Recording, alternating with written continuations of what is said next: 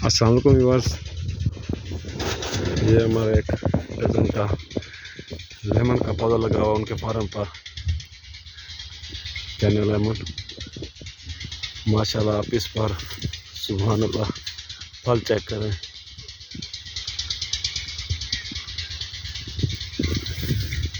इस पर मनु के हिसाब से फल लगा हुआ है। चाइना लीमू की ये वैरायटी है, बहुत ही शानदार फ्रूटिंग आप देख सकते हैं।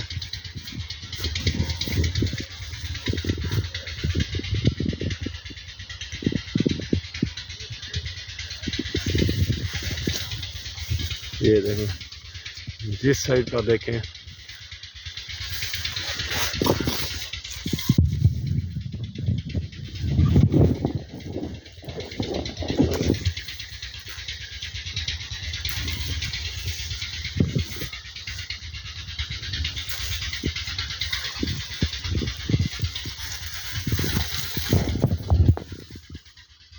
ये देखें,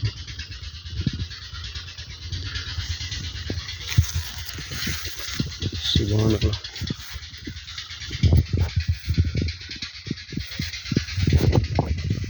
ये हमने पहले कुछ तोड़े हैं, वो आपको दिखाता हूँ। ये देखिए, ये तकरीबन 1.5 किलो के होंगे, बहुत ही शानदार।